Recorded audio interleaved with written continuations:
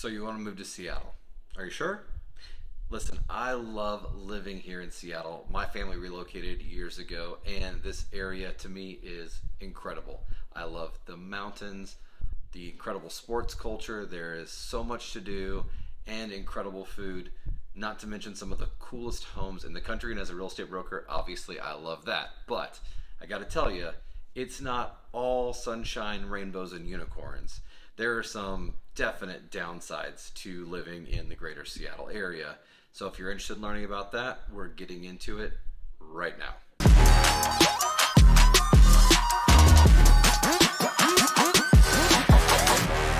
All right, welcome. If this is your first time on our channel and you want to know what's going on inside the greater Seattle Tacoma real estate market, please like and subscribe so that you can be the first one to know about what's going on right here. Listen, Chris, the team, and I get phone calls, texts, and emails every single day from people just like you looking to make their move to Seattle or Tacoma. So whether you're moving in 9 days or 90 days, please feel free to shoot us a text, a phone call, an email, or set up a Zoom, and we will help you make a smooth move to the Seattle area. Obvious point number one seems to be pretty safe to dive into the weather here. That seems to be everybody's biggest concern when it comes to Seattle. And I gotta tell you, there are definitely parts of the weather that I love and that I hate. The summers here are stunning, probably some of the most beautiful in the entire country. But everyone says it rains all the time. And I gotta tell you, it does rain a lot here. About 150 days a year will it rain in the greater Seattle area. But it is less than if you were to look at like Miami, Chicago, or even New York, which a lot of people don't get. So it's not so much the weather, not so much the rain itself. It's really more of the gray that becomes a bigger problem for most people. The constant cloudiness can really feel dreary. It can feel dark for a long period of time. And then when you tack on the winter months and you look at the colder weather coming into play, man, it's really brutal sometimes.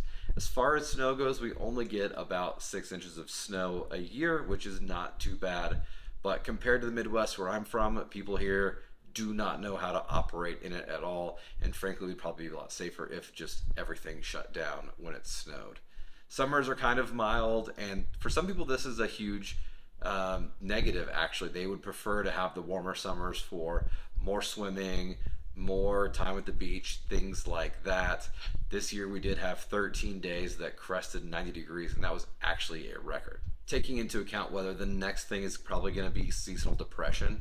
I think this is probably one of the biggest negatives. There are a lot of people here who are very, very affected by the gray and the dreary all the time. In fact, this area has one of the highest rates of seasonal depressions of any city in the entire country. So if you're coming out here, definitely going to need to look at some UV lamps, possibly some medication. Make sure you're open with your doctor and your physician about how you're feeling, if you're feeling any sort of way moving here. But I can tell you, if you were in Southern California, you would not have the same seasonal symptoms as they have here in Seattle. Rolling right along, the big dark also does fit this category. So there is a period of time starting in pretty much late November through about January where it seems like it is only sunlight out for about 8 hours a day. You get up in the morning and it's dark. You get done with work and it's dark. If you have anything planned, you can just basically figure it's going to be dark when you go do it. Now, it's not like Alaska where you're going to have the 24 hours of dark, and it is a big trade-off because it's sunny out in the summer times until 9:30 or 10 o'clock at night, but it can feel very heavy, especially with this being part of the rainy season as well as a lot of the gray in place. So even when the sun is out, the rays aren't getting through you, you're not getting that vitamin D, and you're only getting a few hours of sunlight. Another point is if you have children, this is a big struggle because you really don't want your kids out playing late into the night, so they're getting out of school and it's already dark. So a lot of opportunities for your kids to get out and explore and have fun and play are also really shut down in Seattle because of that. biggest complaints with Seattle personally has got to be the traffic.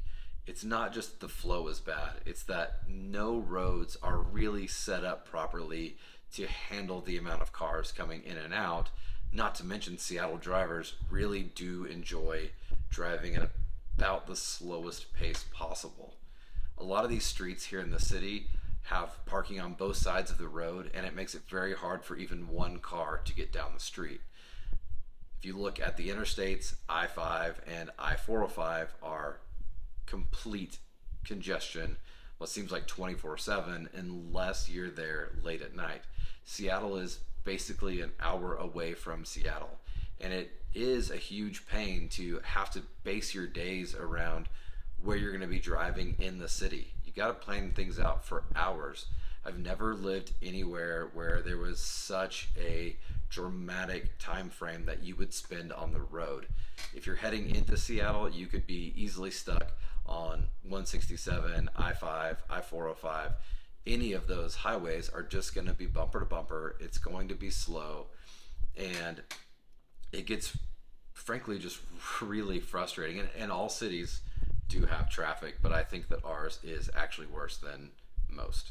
That said, another thing that comes into play with traffic is construction.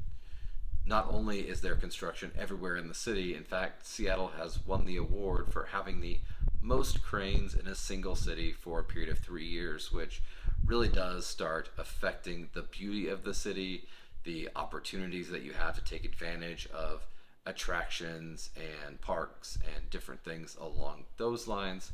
Plus, there's a gigantic influx in noise pollution where you almost can't stand still in a single place because no matter where you're at, there's constant noise from construction. And this goes back to affecting the traffic portion because it seems like every major road or every major highway is constantly under construction in some way. In fact, 167, I-5, and I-405 right now at this very minute, all three of some of the major highways and interstates in the Seattle area have construction going on as we speak. This is limiting the way that you drive, it's limiting the traffic flow, it's causing a huge increase in accidents, and I don't think I've ever seen a state or a city where construction workers work less hours. Now, this is not necessarily their fault. Remember, we have a lot of rain, we have a lot of inclement weather, so it's not always safe for them to be out. So a project that you might have down in Texas that could take you a week could take 2 to 3 because of the inclement weather, and that comes back to affect all of the citizens and the way that they get around, the way they operate, the way they enjoy the city. And it's also, frankly, just somewhat of an eyesore in Seattle. As a realtor, obviously I have some interest in homes, and this is unfortunately one of the biggest pain points and one of the worst things about Seattle. Did you know that in 2022, Seattle actually ranked as the 3rd worst market in the entire country for all first-time home buyers? It's not only that it's wildly expensive, but there is also such a decreased inventory of homes that are available for people to go out and purchase. So if you're looking for a home in Seattle, there's a lot of demand and a lot of people that are looking to make a move, and there's just not a lot out there for you to buy. And that trend has been pretty even now for a while. But home prices in Seattle also sit somewhere between $850,000 and $1 million for a standard home, not a mansion, just a regular house. So if you think about that, that is a huge reason why so many people cannot even afford to buy a home in Seattle and get pushed out to the suburbs. And then there's additional costs because now they're having to travel into the city to work. Not to mention our lack of affordable housing also drives our problem with huge rental spikes for rentals and our homeless problem as well.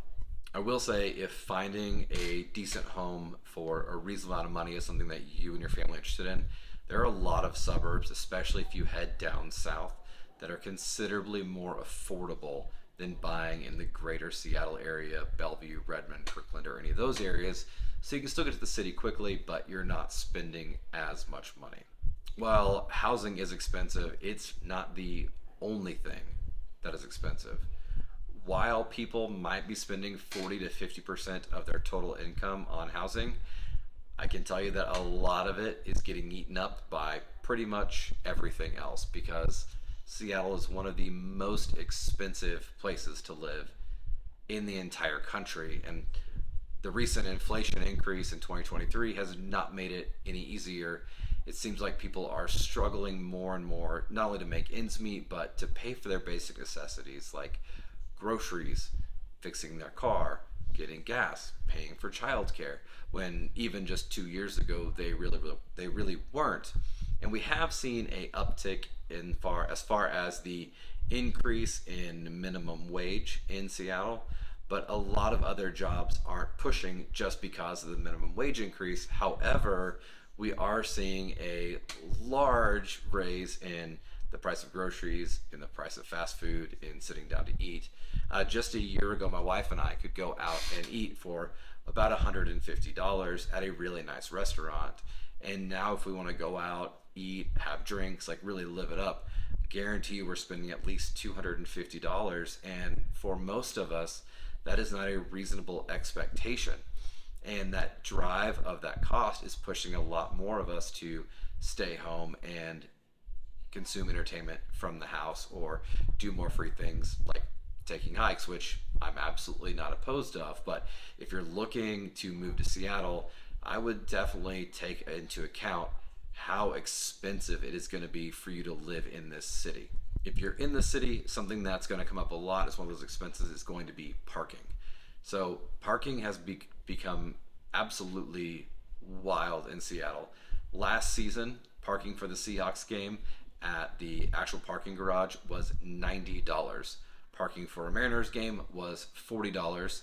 And we recently parked down by the pier to go to the big Ferris wheel and the aquarium, and parking was $40 for just a couple of hours down there. Now, there is still city parking, there is still parking garages, but if you own a car and you live in the city, you better expect that you're going to be paying ridiculous amounts of money to park your car when you get somewhere. A much better option might actually be to rely on transportation through the public sector. But here's the downside.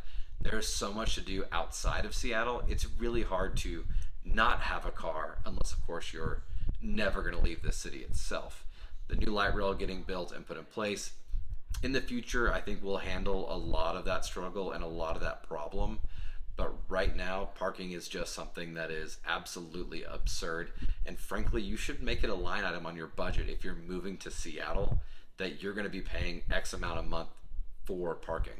And it's going to hurt. All right, well, there you have it. There are some reasons why I absolutely cannot stand Seattle. And mind you, I make the majority of my living around Seattle. So here's what I will tell you. If you're planning to move to Seattle, just be prepared to have some things that you absolutely don't love.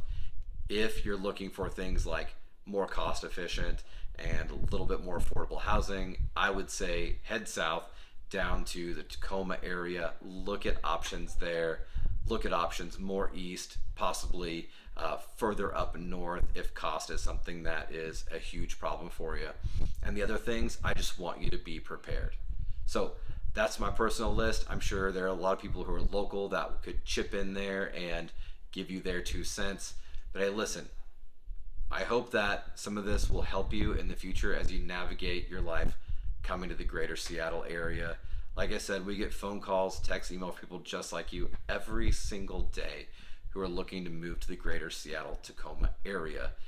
Look, I don't care if you're moving in 9 days or 90 days. Please, whatever is most convenient for you, shoot me a phone call, a text, or an email.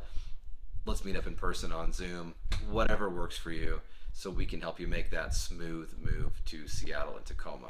Until next time, can't wait to show you around.